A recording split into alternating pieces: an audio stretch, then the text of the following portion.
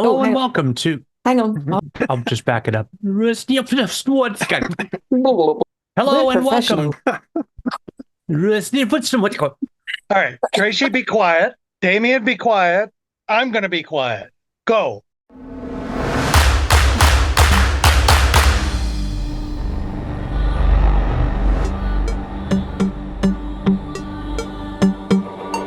Tracy Harwood. So I've done a little bit of digging around and I've discovered. Ricky Grove. Fog comes in on little cat feet. Phil Rice. This is the best film that I've seen all year and maybe ever. Damien Valentine. Use the machinima, Luke.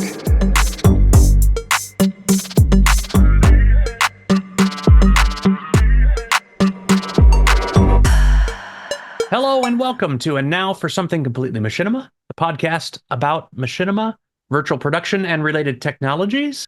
I'm your host, Phil Rice, and with me is Damien Valentine, Ricky Grove, and Tracy Harwood. Oh, And we have been at this now for, what, 10, 15 years now? well, it feels like that, yeah. But for this particular podcast, we are entering into, I believe, our fourth season, our fourth year. Fifth year? Holy cow. Season. Fifth season. Amazing. Oh, wow. So I never thought we'd be doing this for 5 years. Honestly. I didn't either. And it was your idea. Amazing. I'm happy. I'm happy about it. Yeah. Well, we've as has become our as we approach the end of that kind of season marker, we like to reflect back on the year that has just gone by. So this is our year in reflection. Tracy, why don't you kind of kick off our discussions and comments here? Absolutely. Well, okay. I can't believe it either. Five seasons. This is the end of our fourth season. We're going into our fifth. Brilliant. From my perspective, I think this particular year has been absolutely fascinating. I think we have seen a revival of interest in machinima, with people not afraid to call machinima for fear of getting sued by Warner anymore. And that's great because as long as we are getting back to what this amazing medium was always about, from those very earliest days, I shall certainly be happy about that. You know what? We've put out an episode every week without fail this year, plus a couple of specials. We celebrated our 100th episode in October last year, and from February this year, we released a monthly news omnibus episode rather than on our blog post, which we were doing last time, which has given us some great opportunities to talk about some really interesting emerging issues, some new tools like generative AI and what have you. You know, we've reviewed over 50 films and generated around 22 hours of content. Now, I did a bit of a count up on which games have been used in the works we've talked about. Oh, cool. We reviewed one film each in Half-Life, World of Warcraft, Elite Dangerous, Warhammer, Legends of Zelda, Portal, Helldivers 2, and EVE Online, and a couple in iClone, a couple in Starfield, Second Life, and Elden Ring. We did 3 episodes in that were using Source Engine in some way, and 3 in Cyberpunk. We did 3 that were focused on AI generated content. We did 3 that were focused on game montages. We did 4 each focusing on Star Citizen and Sims, 6 on GTA, and guess what our top engine was this year? Unreal. Be Unreal. It's got to be Unreal, hasn't it? It was Unreal. Which is really interesting, I think. And on top of that, in 2 of the episodes, we did some, kind of more classic avant-garde films. 6 of the films we reviewed were in the vein of music videos. 11 were cinematics, and all the rest were kind of loosely story-based document, mix of sci-fi, fantasy, adventure, horror, drama, comedy, utopian, political genres, and all that kind of stuff. So we did a real mixed bag, which I think is fascinating. I would say in my review of it all, I think we've reviewed some of the highest quality machinimas we've ever seen, at least in terms of the cinematic and production qualities. And yet, much of it that I'd say we have commented on as the highest quality has been with older games, not necessarily with Unreal. And I kind of wondered why. Why would that be the case? Maybe you've got some observations on that. I think these older games clearly inspire for me these creators who over time have become more familiar with the story world and any game lore associated with that game. And they've developed the ways in which they like to extend the game narrative arc. It's possibly also because the game has an established viewing community of followers, with many of the creators seeming like they're using channels like Reddit and Discord to help shape the stories before they even start recording. And that's Right. especially true of game environments like Star Citizen, like Source Engine, Half-Life, Warhammer. They're all steeped in community activities. I think it's perhaps less true for games like GTA, and I'd say it's totally the opposite for Unreal, where community is, as we always knew it for Machinima, is completely lacking. There may actually also be another reason, which is possibly about nostalgia for a bygone time in a person's life, kind of falling back onto something that they've grown older with, maybe. I'm not really, I don't think I'm absolutely sure of why older games are being selected for the work, but other than that they clearly are. What do you think? I think that's true. I think that the traditional machinima appeals to older people who were there at the beginning of the machinima movement. And I think they look back to these games as a way to sort of do that nostalgia trip, like you were saying. I think younger video makers, though, machinima filmmakers, are making far more machinima. If you look at the game side of it, I was just in preparation for our discussion today, I was just going through 3 different types of machinima film: the build guide for a game, the lore video, which is a exploration of the background of the world and the story, and the let's play video, which you follow the person as they play it. I stopped counting after 20 channels that had over 100,000 viewers subscribe to it. So it's a massive group of people who are playing games, but not necessarily on the older platforms to create machinima. Plus, they don't use the word machinima when they talk. In fact, they never say machinima. As we were talking before, I was saying it's almost because it's assumed that everybody knows that it's machinima. In the same way that in a film, a person creating a film doesn't say, and this is a film that I'm making, because everybody knows that's what it is.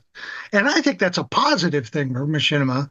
And that trend is even going higher and higher. Personally, when the DLC came out for Elden Ring, there were at least 15 new game guide makers, all of whom had something interesting to say about the game or the lore, the background of the game, which was fascinating as well. Mm-hmm. I would have loved you. I don't think we would have ever seen a lore video in the early machinima.com where somebody goes into great depth about Half-Life 2. Now, somebody would have written it, but I don't recall any videos going on the lore or the background of it. So for me, that's a kind of evolving trend that's going on. And I think the nostalgia videos tend to be older filmmakers who tend to look to those videos as a way to make themselves happy and to be inspired to tell stories. Shall I carry on? I mean, because I've got a few of 3 or 4 other bits. Yeah, please do. Sure. You'll do it anyway, whether I stop or not. Actually, before you do, I just want to add to that, Ricky. The other day I was on a train and I was only on it for 10 minutes and it was quite a busy train, so I didn't want to go and find a seat. So I stood up near the exit when I could get off. And there's this other guy there and he had his phone. And I didn't speak to him, but I could see he was watching some kind of Let's Play video because it was some kind of first-person shooter. I didn't recognize it. And then there's a little head of the person who had made the video in the corner. I don't know what, he had his headphones on, so I couldn't hear it. And I thought, that is a sort of mobile machinima enjoyment. And I just think I was just remembering that now as listening to you talking. Yeah, that is machinima. He was watching on the train like I was. I didn't speak to him. I didn't want to interrupt, but there we go. Exactly. Yeah. Sorry to interrupt you, Tracy. Go ahead. No, not at all. I think, like I said, it's the quality of what we've seen that's hit me so much this year. I mean, in a way that it perhaps in terms of the production values, in terms of the a way that we hadn't really seen in the past. The other thing I wanted to comment about is Unreal. I think it would be fair to say we've seen some absolutely amazing Unreal films, pretty much as we anticipated when we did our annual review last year. But against some of the game engines, the quality and the creativity and the content, I'd say doesn't even come close to comparing. And I mean that. I tend to feel that Unreal just hasn't reached its full potential for many creators. And this is something I think we've discussed a few times, and I think it's generally the feeling that we've had that it's because of its lack of story, because really it's just an open tool set. It basically leaves a very big mountain for many of those indie creators to climb. I'm not saying they kind of lack the creative ideas, but maybe what they lack are the skills to bring those ideas into an environment like Unreal in its entirety. But of those films that we've reviewed, I think what we have observed is that it's the pros that are picking up this engine and making the best efforts with it. These are not naive novice creators at all. I think one of the most astonishing and outstanding films across the whole year for me was Firefly, which was created for Esoterica by a guy called Louis Andre. And another was Flight, which was made by the VFX Oscar winner, Tim Weber. Absolutely outstanding films made using Unreal Engine. So, I don't know. The creators, the indie creators, I think are using more open worlds rather than Unreal. And you can kind of clearly see how those other creative formats have influenced the development of the story. So, for example, Lonely, the package thief, was made in iClone, kind of not a dissimilar tool set, but it was so clearly inspired by the Lone Ranger films. Damien, yours May the Force tribute made in Star Citizen, so clearly inspired by David Attenborough's nature documentaries. And then, of course, you got Flowers of Evil, which was made in Second Life, another open world game, which was clearly inspired by the literature of Charles Baudelaire. All of them were original stories, but all of them had a kind of a clear trajectory, which was beyond the game. It's just that Unreal just is more of a pure tool than it is a sort of an inspiring environment in and of itself, which I think is going to be a challenge for it going forwards, because I don't think it's got the right infrastructure around it to help novice creators make that leap from the things that inspire them into a full-blown movie inside that world, inside that engine. Go on. Yeah. Well, the big difference here you got Unreal provides tools to do things, but it doesn't provide content. That's right. So let's say if you want to make a film that had a big car chase, you could use GTA, in which case you've got the city, the roads, the cars. All you have to do... The physics. Yeah. All you have to do is drive the car, use the filmmaking tools to record it, and then that's all done. If you want to do it in Unreal, it will look more visually stunning, but you need to find those cars, you need to build that environment, and you need to program the physics and all the other stuff in it. So it's already there. The physics is already there. You can just port in models, but the very fact that you've got to come up with every bit of it is, I think, I think that's the problem with it, really. There isn't enough sort of pre-made sets for creators to work with, which inspire them and give them enough. Oh, there's plenty. Well, there's there plenty is. of them. They're just not free. Okay. They're just not free. You buy GTA, you pay one price, and forever you've got that interactive world. Yes, the physics are on in Unreal, but it's not a press a button and they work the way you want to when you're dealing with you've got to set it up. Like hair or the way a ball bounces and stuff. Yeah, the underpinnings are there, but it takes work to get it to. I mean, iClone has physics built into it, but Yeah. it's not trivial to get the result that you want. Whereas in the game, you really don't have any control over the physics. I guess with certain mods, you might. That Red Dead Redemption film that we reviewed this year or last year that takes place in this dream world. Clearly, the physics were being messed with there, right? But largely, the game environment solves a lot of those problems that when you go to a tool like Unreal or even iClone for that matter, they're yours to solve. Every single one of them, every single bit of it.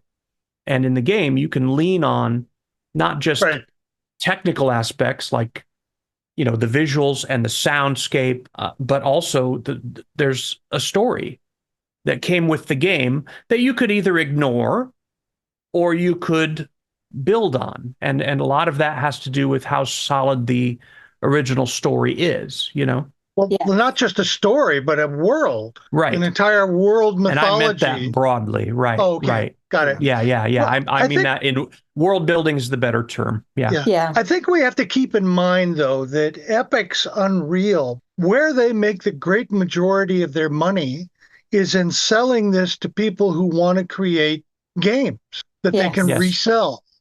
There are people who want to do lower end and sometimes higher end games. And they make it very easy for people to do that. And they have a team of people that'll work out the physics and work out the hair and set up all of that because they're that indie game market. That's where they make all their money.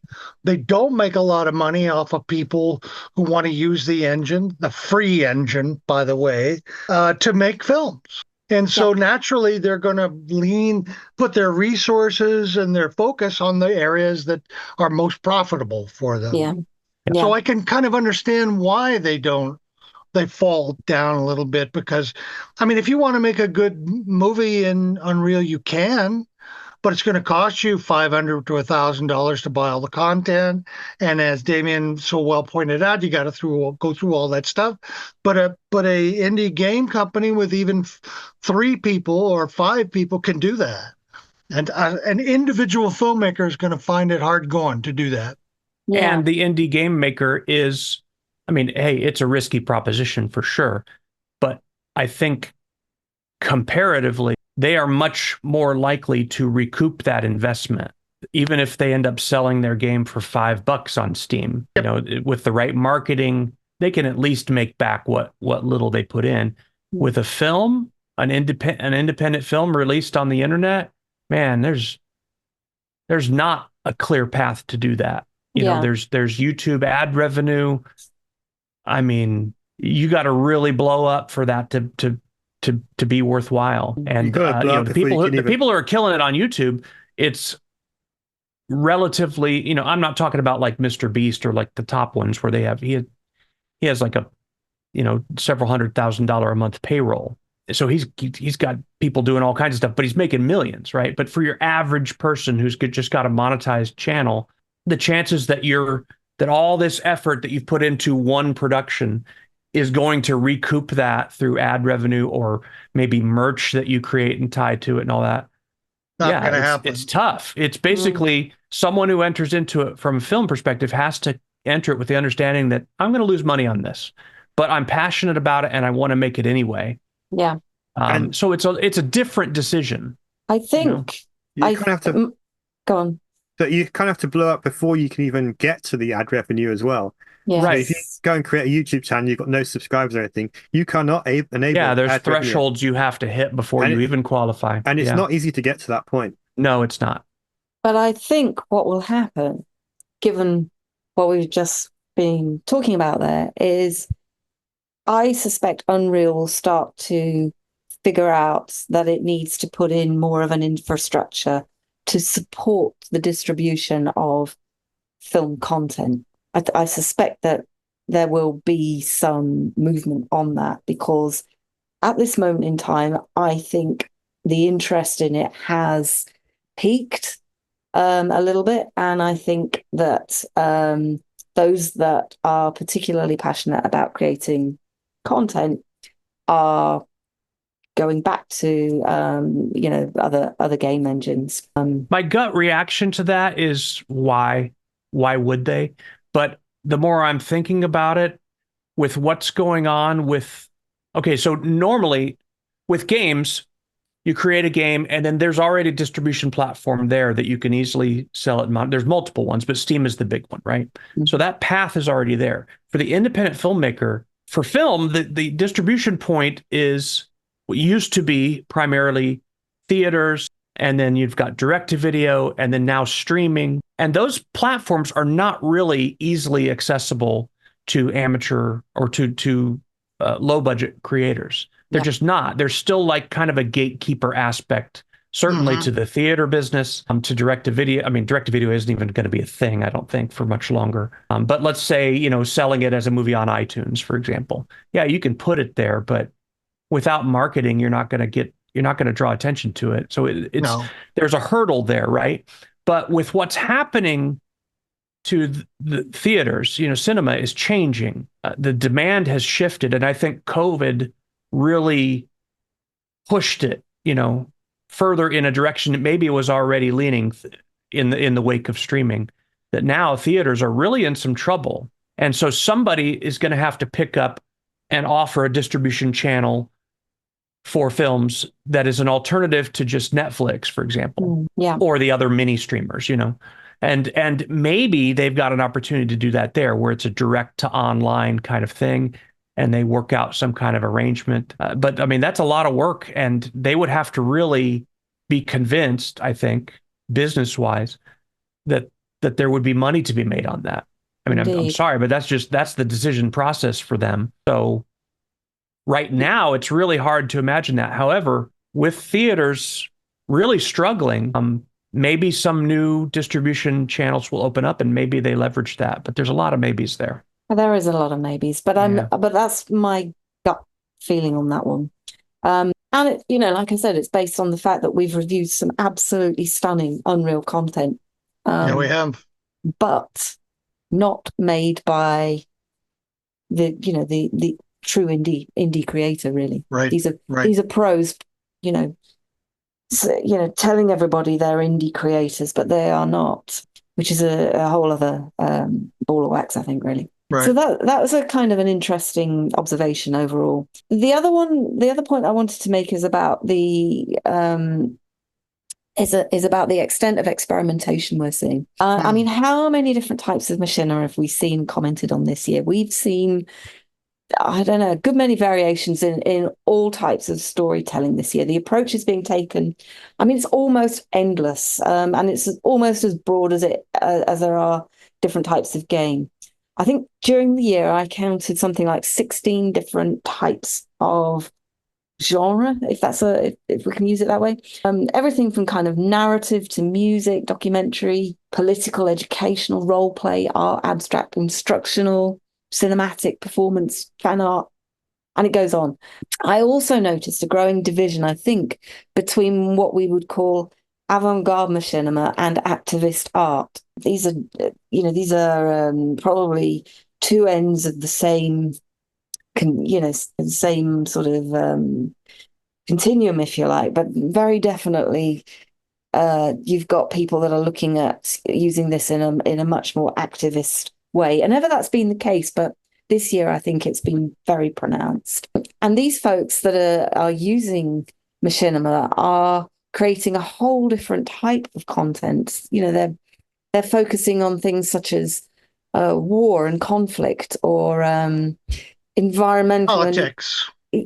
Politics, environmental, I was going to say ecological themes, grief and purgatory, social critique, human values, human intimacy, dystopian futures, corporate dominance. I mean, they've got a very specific leaning with it. And a couple of standouts for me were Dans son corps by Chris Uberman, and also Inner Migration by Andy Hughes. Those were the ones that I thought were distinctly, had a distinct approach, one being what I would call more avant-garde and the other being more activist in what it was showing. And I think, interestingly, what we've probably seen a lot less of this year than I might have expected is actually good short stories, self-contained beginning, middle, and end type things.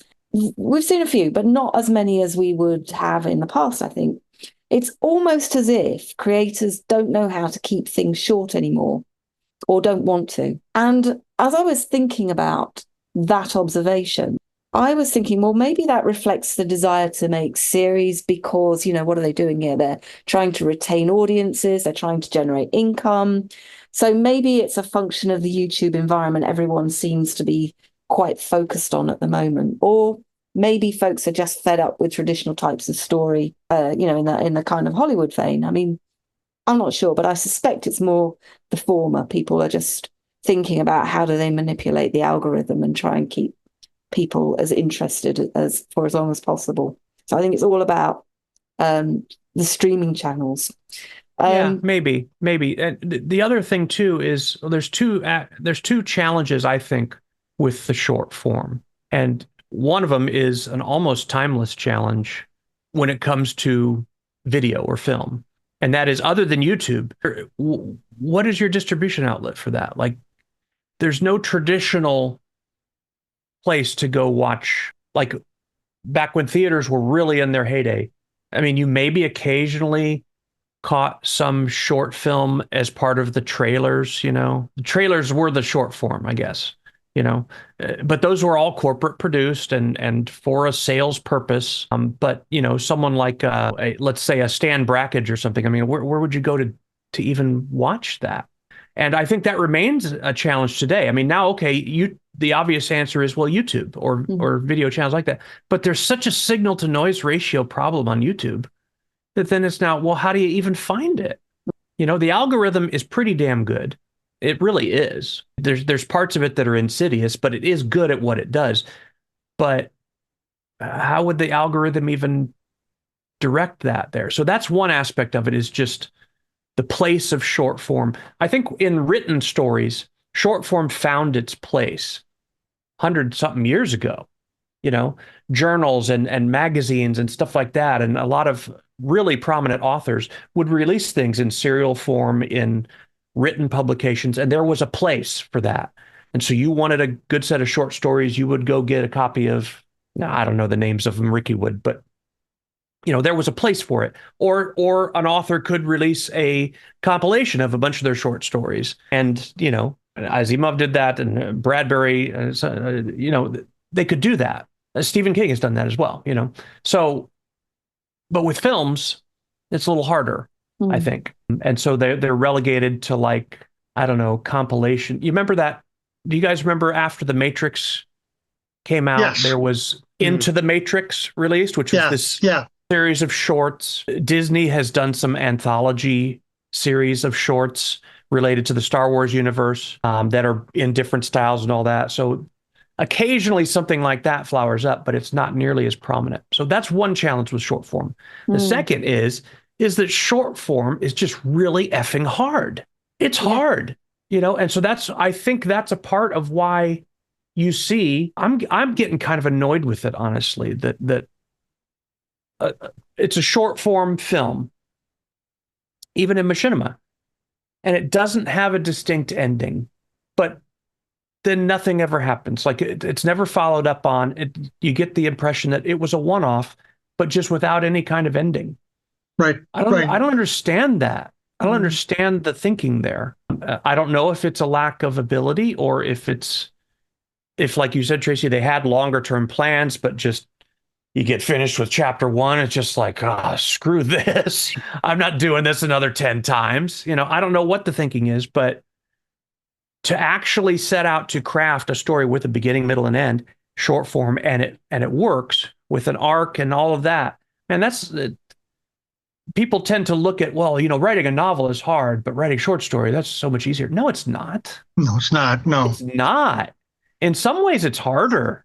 Yeah. I think a novel is in some ways forgiving for the author to take some liberties or maybe talk a little too much about this or a little bit too much exposition. But if it's not too much, you can get away with it in a novel, but in short form, man, it's succinct. Yeah. It's really, really difficult to do well. And I think that if that's difficult for authors to do well, I can only imagine it's difficult for filmmakers to do well too, because ultimately theirs is written as well, you know? Well, I think part of the reason why we don't see a lot of really well done short form machinima films is that they don't have examples to learn from. Right. Exactly. If you're a short story writer, all you have to do is do a little research and you can come up with a list of 3 authors who write genius short stories. You read those short stories and you keep rereading and rereading and rereading the one that you love, and you say, okay, that's the form. That's how you lay it out. Yes. And then as a beginner, you use that form as a template and you tell the story. Now, you may not have the dynamics or the subtlety or the skill, but you have a form. Yes. Where can you do that with machinima? And where's the tradition of doing that in machinima? So you don't have a model. So where do you learn? You're not going to get the examples in big theater stuff, as you pointed out. Netflix is mostly not going to give you the examples. You're going to have to try to figure it out through books. And books are, frankly, not the best way to learn how to write a short story. That's true. It's just not. Yeah. So they're stuck in a way. A filmmaker is stuck trying to learn. And one additional thing before I don't want to become long-winded, but one additional addendum to that is that if you talk about how game players experience story in a game, it is not the same way a short form film story occurs. You experience it in a fragmented way. You go to this NPC tells you to go to this other NPC. This NPC says, go and do this action, get this thing, bring it back to me. You come back to them. It's all self-directed. You know what I mean? It's first person, not third person. So perhaps the 2 things that filmmakers it's hard to do machinima narrative, short story, is that they don't have examples and that the game structure tells them that they should do it in a fragmented way. So I've made And on top of all of that, endings in particular are really hard. Yep. For short form. And I think the best example of this is comedy sketches. Watch Saturday Night Live. These are professional, very good, most of them, comedy writers. And watch how many times they completely F up an ending. Like they don't know how to end the skit. They don't know how to do it. I'd say it's 1 in 10 that actually stick the landing. Yeah. You know? Good point. And that's not because they're incompetent. It is hard. It's hard to decide how to end. That's probably the hardest part, is choosing how to end it. But then execution is also difficult, and that's true in short form stories as well. So maybe that in some instances that may be part of it. If just that decision just creates too much anxiety. I don't know how to pick what to do, so we'll just leave it open. I don't know. I've puzzled over it a lot. It's something I think about quite a bit. And when somebody nails an ending, I tell them so. Like I don't even whether they know me or not. When I comment, that's what I really admire that, because it's hard and there's no formula. And even with good examples, I think it would still be hard. But yeah, sans that, it's tough. That's why I say you should do away with realism, do avant-garde. That way you can put the ending at the beginning. Typical. Right? Right. And you can successfully argue, no, that's not the ending, is the beginning. Yeah. You don't understand. This is an avant-garde story. It's true, though. I mean, in the abstract stuff, I'm thinking of the Chainsaw Massacre video that Ricky gave us a few when episodes you admire ago. it so much? Yeah, that's the one. There's no ending anxiety with that. You know? That's right. It's a painting, it's a picture. Exactly. Yeah. No, I mean, you're making light of it, but you're also correct. Like that is really the truth. That's a different form. But if you're trying to do a story, man, I think it's because everyone who crafts stories knows the ending matters. Maybe as much as the beginning matters. You know, how much attention over the years has been called to like novels, and that opening line is sometimes a novel is famous just for that. You know, it's just masterfully little crafted piece of like sushi, just masterful opening. Well, a good ending is also important and satisfying, and can befuddle all your work if you botch the ending, and that's a lot of pressure. So how many films? We watched a lot of films this last year. Yes. How many films do you think actually had a successful ending? I know More than the average of the ones out there, of the narrative Okay. films. Yeah. Okay. Yeah, it's not a common, for lack of a better word, failing that I think is in our picks, but I think that's maybe part of because what we pick compels 'em. us to pick, right? Yeah. Would we really Because pick there's a that film? satisfaction level. Yeah, would we pick a film where the ending that's thinking, well, that was terrible. Like everything up to Maybe. the end is great, but then the ending Probably let it down. not. Probably There's been some not. that have ended a little too ambiguously, but depending on the context, that can sometimes be forgiven. But Right.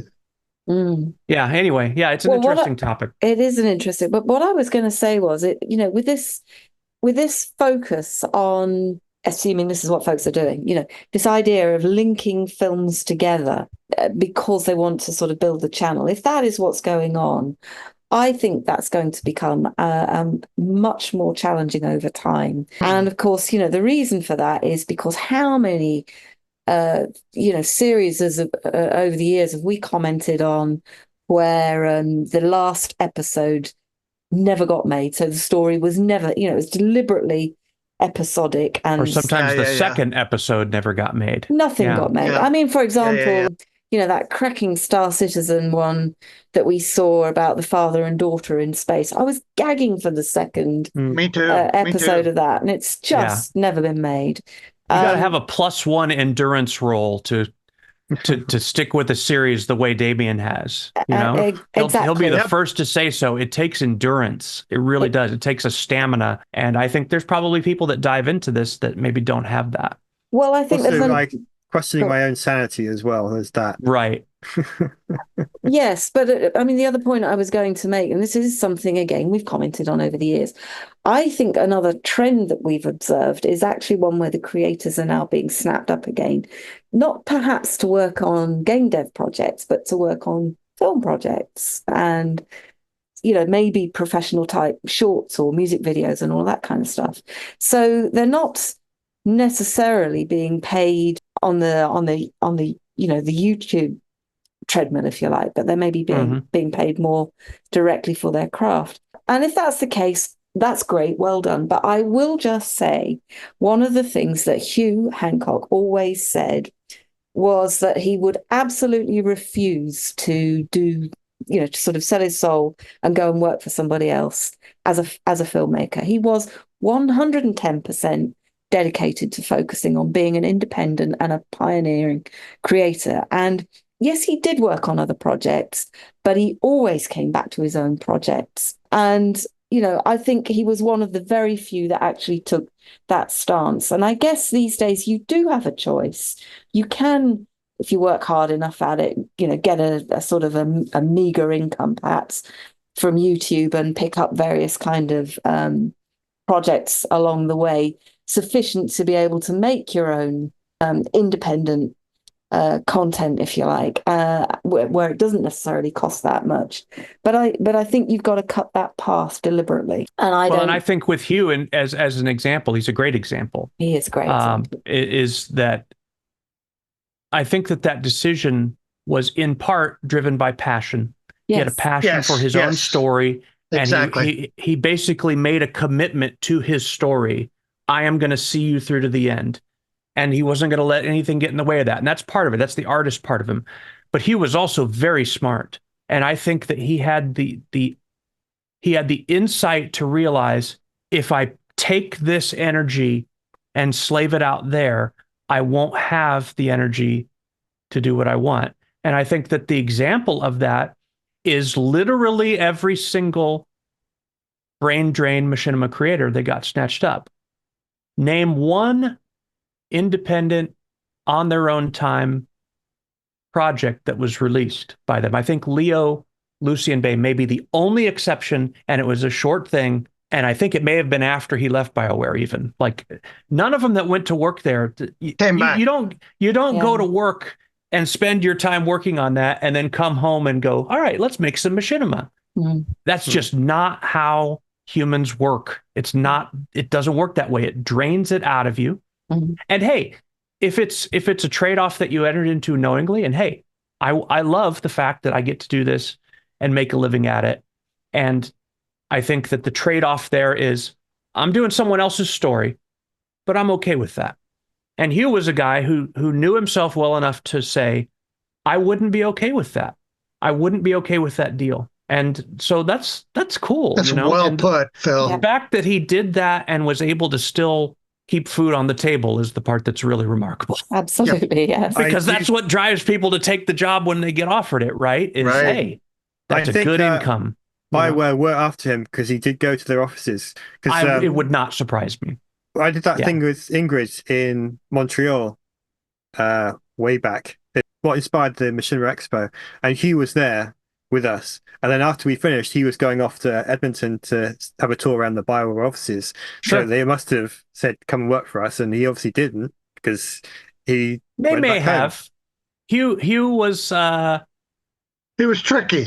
Yeah, He was tricky. He was braggadocious. You know, so he probably walked in there like he owned the place. I can imagine. Indeed, you know, indeed. I created Machinima, you know, and kind of walking in like Conor McGregor. That's a good point. So, but Yeah. and that's part of his charm too, you know. Yeah, but they would have said, "Come and work for us," and he didn't do that. He went home and carried on with his own stuff. But I imagine he had a fascinating tour around their studio and saw what they were doing. Yeah. He probably picked up as much intel as he could. Oh yeah, look how they're doing this. Came back and told his team. Yeah. Well, I think a lot of indie filmmakers, people who are passionately driven to tell stories using a digital medium, are by nature are not willing to join a huge edifice or a corporation or a large company in which they don't have the ability to choose their stories and their things that they want to do. So I think that that's sort of a given in the traditional Machinima universe. Certainly almost all of the films that we saw last year are like that. Not all of them, but most of them. And I hope that in the future, those particular people look to some different subjects too. Like I would really like to see a series of stories that are set in the same game world, but don't necessarily have the same characters each time, but perhaps they cross each other in the world. I'd like to see something like that in the future. I think that's something that hasn't been explored, which has been explored in novels like science fiction. Adrian Tchaikovsky, Ian Banks, they have a world which has a certain structure to it. And then every novel is a variation of that story in that world. It takes place at different times and different places. So I think that would be an interesting challenge, and perhaps not as difficult a challenge as it would be in a novel, because you'd have all those stories laid out for you. Or you could infer stories from events that aren't covered in a game. Like what must have happened between these two things? And so you invent a story and you do it that way. I'd like to see more of that in the future. And there are so many games where there is the groundwork for that. Red Dead Redemption 2, although it's so hard to make Machinima in there. Grand Theft Auto, less so. It's a pretty narrow story type to fit into their story there. It's going to all have to do with crime and all of that. The Fallout 4 game world is just rife with story. Elden Ring, there's all kinds of untold stories that are the between connectors. Yeah, it's a great idea. And you have the tools. In Elden Ring, there's a guy who put out a tool that allows you to do a guided camera, change the focal length, change the camera direction, cue things in for it. You'd have to be judicious because you don't have lip sync. Or if you use the anime tradition where the lips don't necessarily have to match what the person is saying, that would be a convention. But you could certainly do that. Yeah, I would like to see that. And the other thing I'd like to see in future Machinima for the next year is I'd like to see more horror films that are geared toward folk horror. Now, clarify what that is in case anyone doesn't know. Yeah. Folk horror is usually it's a horror story that takes place in a wilderness or a suburban area. and they have to do with folklore and mythology. And they usually take place in historical periods or involve a historical element to it, like let's say, an Indian. Stephen King has done a lot of folk horror where there's an area where the Indians would not go, and because it's a strange place, and some modern people who move into this area, maybe from the city, and they want to be suburbanites, they buy a place there, and then suddenly all of these very strange things start happening that are connected to folklore of the town. And maybe somebody in the town knows about that and helps them try to resolve the thing. That's folk horror. And it's a big trend now in horror right now in terms of writing and also in film. Lots of really interesting films have folk horror in it. Probably the most famous folk horror one is The Wicker Man. Oh, okay. You recall that? Right. Remember that? Uh-huh. The town had a tradition, and they trick the visiting constable into being a sacrifice for the elder gods. There's a folk nature to it. I would really hope, since there are so many interesting games that have folk horror in them to a certain extent, I would like to see some movies or film constructions that use those themes in it more. I haven't seen hardly any of that. So, I mean, I know I went off topic there, but I wanted to say the kind of things I'd like to see in the future for machinima films. Some great experimental approaches, though, and I think there's always scope for loads more different approaches, and I think that would be a great development, actually.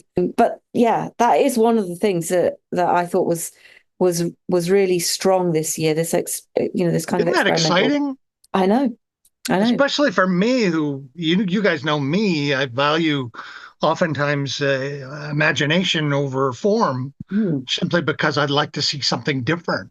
Because we all buy and consume things that are the same. And I mean, if you go into a store and you see a cereal box and it's shaped like a pyramid, you're not going to buy it. Well, you're not going to like my next point, really, because I think the other thing that we saw through the year was the video response meme as strongly developed as I've ever seen it. I mean, it's always been a thing ever since YouTube was launched that people would put video responses up. But I think what's interesting these days is just how common practice it has become to riff off another creator's content. And this isn't really the viral video stuff that I'm talking about, but an actual machinima film meme that's copied. For example, the Backrooms. I mean, I saw hundreds of those. I know, and it's still going on. There's still stuff being made that have got a Backrooms theme to it, that's being posted. And then the other thing that we saw emerge this year was the Skibbity toilet stuff, which was crazy. I mean, what the hell was that? But what's, I think, fascinated me much more is how some of these key machinima films, which often appear to extend game lore or become part of the game lore, have become so influential in that kind of sort of whole new wave of films. I don't think, I mean, they're often described as memes, but actually I don't really think they are memes. What I would describe them as is something more like a rhizomatic approach, so they're more like a rhizome, where the idea is kind of rooted and networked and ultimately sort of feeding off each other. It's a much more interesting model, I think. And a couple of the ones that we reviewed through the year were Emesis Blue, which had, created a whole raft of spin-off films by others in response to it. And the other one, Damien, you picked this one, Day of Darkness, too. Stack loads of, things extending the lore that guy kind of created in that one as well. But I suppose in relation to those memes is just how influential they've become, because they're, of course, actually inspiring films as well. So Backrooms we saw this year is being made into a movie, and apparently so is Skibbity Toilet.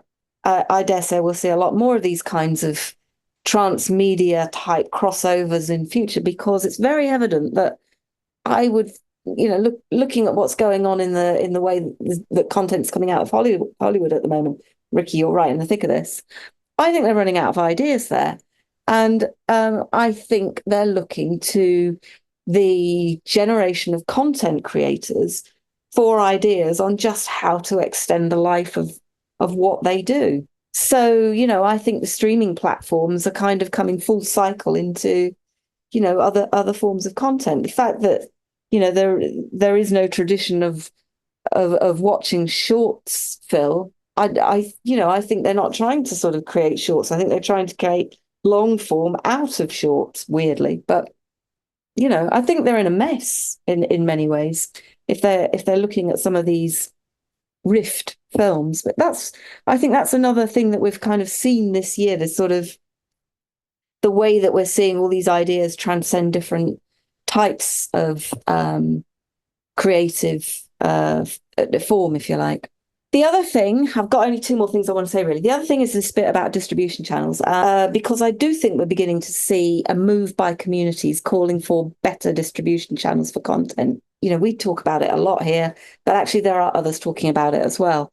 Although I've not really noticed any significant new channels that have merged. I did actually see one that went and got some quite interesting funding called RecDeck, which is a community, that's a community, like a curated platform where people make recommendations for others to follow, basically like playlists, not typically actually designed for short form, but it could include short form. Currently, it's sort of modeled on more long form cinematic releases, but I think it's got kind of interesting potential.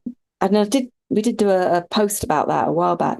The other thing related to that is the way that Discord and Reddit have become even more embedded in the creative development process. We've seen ideas come from and realized through direct interaction between members of communities from these platforms, which means that when the content gets shown or teased, there's already an audience waiting for it, kind of already invested in whatever comes through that process. And I think that'll become more prevalent because it helps overcome some of the streaming challenges that we've been talking about. And, obviously, the ones that are doing that primarily, the ones, Star Citizen, Half-Life, Overworld, that was another one that came out of that kind of format. And pretty much anything that's been created in Source Engine is also created in that way as well. My final kind of big point, I think, is the role of generative AI, because, we started this season being absolutely bowled over by generative AI and the creative dilemma of how to integrate this technology into machinima. We saw a few examples through the year. Mostly we've discussed those in our news episodes rather than in our actual film review episodes, because quite frankly, at the moment, they're not really, they're interesting, but they're not really good examples of films as such, not the sort that we like to talk about anyway. I don't think they're good enough to dedicate a whole episode to it at the moment. I've seen very few that I would say that's agree 100%. Yeah. There were, however, two films that we discussed during the year which included AI content, and I think this is probably the way that others will start to integrate the tools more. One was your film, Phil Lobachevsky, which you made with iClone and some AI generated content. The other was Tom Gentle's music video for Vince's Sylph's Children of Pain song, where he used AI generated content as just another form of animation, which I thought was really interesting. I think we'll see a lot more do that. I think we did actually look at another couple as well. There was a third one, which is that Batman film, where he used AI to create the script and the voices. Yes, but that was we were rubbish, trying to forget about that. Yeah. Well put. Oh, I'm happy to remind you of how Thank terrible you. it was. Indeed. But okay, so that's proven my point, really, isn't it? That we haven't really seen, fully AI generated content, I think. I suspect we'll see better work next year, because I think people are beginning to understand more about how they can integrate these tools. And I would expect that might lead to some really interesting, even more experimental approaches to filmmaking. And I say that because I think creatives exploring the roles of generative eyes use these tools as found media, but also medium. So I think they will influence the types of machinima we see, because what they will demonstrate will be a new aesthetic. And in some ways, I think that's partly because the tools themselves are rather game-like or ludic in the way that they are used. I think the interfaces are gamified, and I think it encourages people to conflate practices and processes that they're familiar with, but do that with community. So, for example, Midjourney, the only way you can really get content out of Midjourney is to do that in a community platform, a Discord, an open Discord where everybody can see what everybody's doing. So there's a strategy at play there, which I think is kind of interesting. And I think in turn that will lead to a kind of an interesting development in the aesthetic that we see, and the visual style that we will begin to see, and probably add another layer to the poetic quality of machinima. But let's see what happens. I'll add to that just one comment with regard to AI. I think when it comes to AI generated artwork, because I think to lump AI generated art in with, let's say, 11 Labs voice synthesis and with the new AI generated music, technically they're all from the same tech, I guess, kind of, but yeah, no, they're very different in the way that they're implemented. But so let's just focus just on AI generated artwork, and that includes video, Midjourney and that kind of thing, or Runway. I think the great irony of generative AI art will be the fact that right now the most vocal opponents of AI art are artists, are visual artists. And I think the most prolific and successful implementers of AI generated artwork will be visual artists. Yeah. That it will ultimately come back around that the people who really know how to make something compelling out of this, that skill mattered all along. Of course. This is just a tool that's so radical that it's getting pushed back on right now. But I think it will be, the big fear amongst the most vocal opponents of AI. Is fear the right word? Maybe that's not fair, but then I think that underneath it all is this notion that some no talent schlub can, go to Midjourney or Leonardo or whichever AI engine of choice and type in a few words and make something artistic. And that is just offensive to someone who's spent their life perfecting a craft. But the reality is that's not who's creating the pretty AI artwork. It may appear that way because there's so much of it, but the ones who are really successful with it are visual artists, are people who have that talent, and they just have to apply a different type of work to get that out of the engine. It does not spit up pretty stuff without effort. Yeah. It doesn't. That's a myth. It's a complete myth. Even the newest generations of stuff. You know what? They have to be machinima creators. In a way, right. Yeah, in a way. So yeah, that's going to be the ultimate outcome of that. That's my prediction is, and it won't be next year, but ultimately that tool is going to only really be useful in a way that can be widely and broadly appreciated if it's used by somebody who had visual artist talent all along. Well put. Like Well I'll put. never be as good at it as some of the artists I follow on X. Even the ones who right now won't touch it, like it's got COVID or something. They ultimately are better equipped to use that in just colossally amazing ways than I'll ever be, because that's just not my main gift. So yeah, it'll be fun to watch that unfold. And there's, of course, there's the whole legalities part of it that's a problem that needs to be addressed. But, the tool's not going anywhere. But it's not going to elevate a bunch of people, mindless people with no talent to Exactly. the echelons of the creative universe. It's just not. it ultimately still needs skill, and that skill is the skill that is, that visual artists have. That's my thought. Yep. That was actually Well my only done. note for today. So this is the Well, year of what? AI, and AI is, it's opposed, and for many reasons, rightfully so. But I think that the demise of the world's need for visual artists has been grossly exaggerated. So do I. I don't think they're a threat at all. Having experimented with it myself, this is not an uneducated look at it. I have spent quite a bit of time playing with it and watching others output.